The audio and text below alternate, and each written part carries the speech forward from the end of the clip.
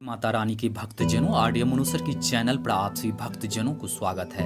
आज मैं पुनः आप लोग बीच का ऐसी रहस्यमय कथा लेकर आए जो दुनिया की मोस्ट पावरफुल कथा माना जाता है।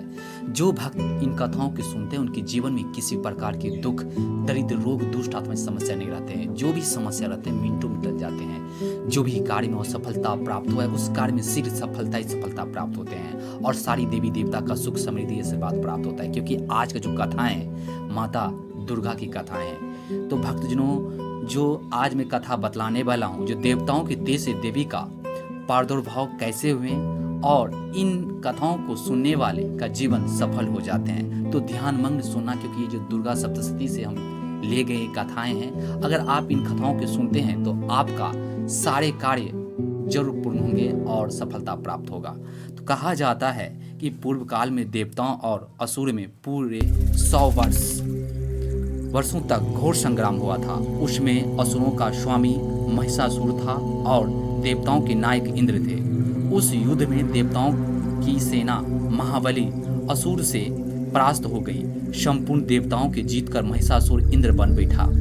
तब पराजित देवता प्रजापति ब्रह्मा जी को आगे करके उस स्थान पर गए जहां भगवान शंकर और विष्णु विराजमान थे। देवताओं ने महिषासुर के पराक्रम तथा अपनी पराजय का यथावृत्त वृतांत किया और उन दोनों देवताओं शोर से विस्तार पूर्वक कह सुनाया। वे बोले, भगवान महिषासुर सूर्य, इंद्र, अग्नि, वायु, चंद्रमा, यम, वरुण तथा अन्य देवताओं के भी अधिकार छीनकर वे स्वयं ही सबका अधिष्ठता बन बैठा है। उस दुरात्मा महिष ने समस्त देवताओं को स्वर्ग से निकाल दिया है। अब वे मनुष्य की भांति पृथ्वी पर विचरते हैं। दैत्यों की यह सारी करतूत हमने आप लोग से कह सुनाई। अब हम आपके ही शरण में आए हैं, उसके वध का कोई उपाय सोचिए। इस प्रकार देवताओं के वचन सुनकर भगवान विष्णु और शिव ने दैत्यों पर बड़ा क्रोध किया। उनकी भौं तन गई और मुंह टेढ़ा हो गया। तब अत्यंत कोप में भरे हुए चक्रपाणी श्री विष्णु के मुख से एक महान तेज प्रकट हुआ। इसी प्रकार ब्रह्मा, शंकर तथा इंद्र आदि अन्य देवताओं के शरीर से भी बड़ा भारी तेज निकला। वह सब मिलकर एक हो गया। महान तेज का वह पुंज ज्वल्यमान पर्वत सा जान पड़ा। देवताओं ने देखा कि वहां इसकी ज्वालाएं संपूर्ण दिशाओं में व्याप्त हो रही थी। संपूर्ण देवताओं के शरीर से प्रकट हुए उस तेज की कहीं तुलना नहीं थी। एकत्र होने पर वह एक नाड़ी के रूप में परिणत हो गया और अपने प्रकाश से तीनों लोकों में व्याप्त जान पड़ा। भगवान शंकर का जो तेज था उससे वह देवी का मुख प्रकट हुआ। यमराज के तेज से उसके सिर में बाल निकल आए। श्री विष्णु के भगवान के तेज से उसकी भुजाएं उत्पन्न हुई और चंद्रमा के तेज से दोनों स्तनों का और इंद्र के तेज से मध्य भाग का प्रादुर्भाव हुआ। वरुण के तेज से जंघा और पिंडली तथा पृथ्वी के तेज से नितंब भाग प्रकट हुआ। ब्रह्मा के तेज से दोनों चरण और सूर्य के तेज से उसकी उंगलियां हुई। वासुकों के तेज से हाथों की उंगलियां और कुबेर की तेज से नासिका प्रकट हुई। उस देवी के दांत प्रजापति के तेज से और तीनों नेत्र अग्नि तेज से प्रकट हुए थे। उसकी भौएं संध्या के और कान वायु के तेज से उत्पन्न हुए थे। इसी प्रकार अन्य देवताओं के तेज से भी उस कल्याणमयी देवी का आविर्भाव हुआ था। तदंतर समस्त देवताओं की तेज पुंज से प्रकट हुई देवी को देखकर महिषासुर के सताए हुए देवता बहुत प्रसन्न हुए। कहा जाता है पीना का धारी भगवान शंकर अपने शूल से एक शूल निकालकर उन्हें दिया। फिर भगवान विष्णु ने भी अपने चक्र से चक्र उत्पन्न करके भगवती को अर्पण किया। वरुण ने भी शंख भेंट किया। अग्नि ने उन्हें शक्ति दी और वायु ने धनुष तथा बाण से भरे हुए 2 तरकस प्रदान किए।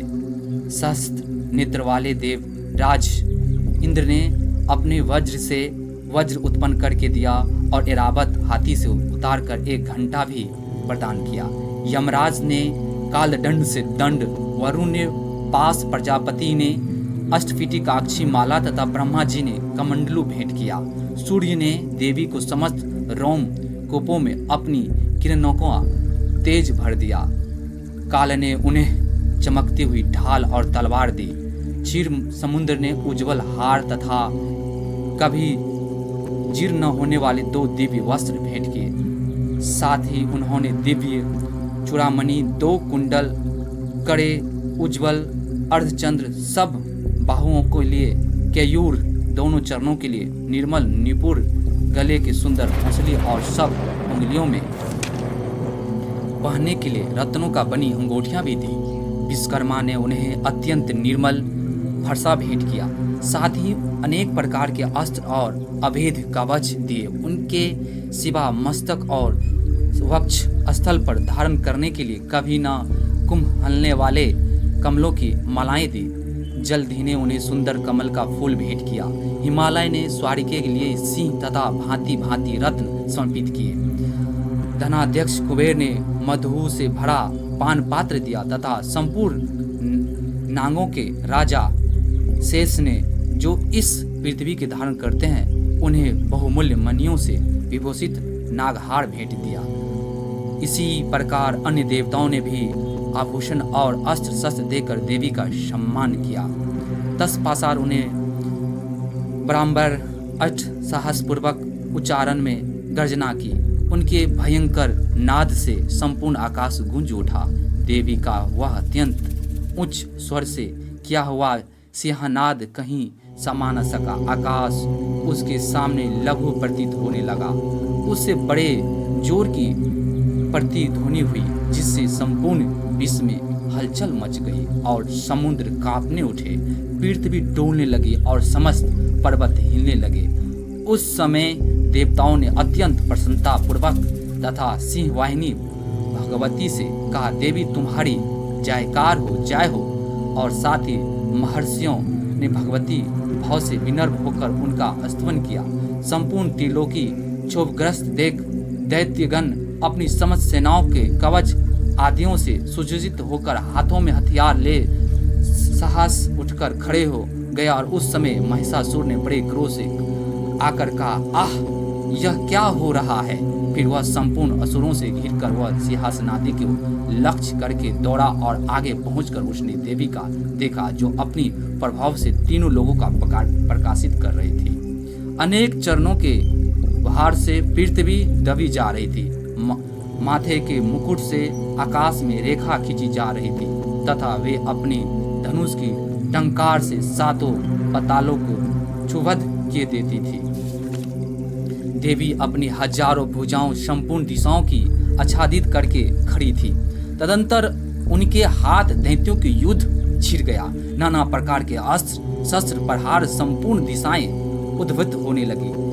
चिछूर नामक महान असुर महिषासुर का सेनायक था। वह देवी के हाथ युद्ध करने लगा। अत्यंत दैत्यों की चतुर्गनी सेना तथा लेकर चामर भी नने लगा। 60,000 रथियों के साथ आकर रुद्र नामक महादैत्य ने लोहा लिया। 1 करोड़ रथियों के साथ लेकर महाहनु नामक दैत्य युद्ध करने लगा, जिसके रोए तलवार के समान तीखे थे। वह असली लोमा नामक महादैत्य 5 करोड़ रथी सैन्यहोंसिक युद्ध में डाटा और 60 लाख रथी होंस खिरा हुआ। और बास्कल नामक दैत्य भी उस युद्ध में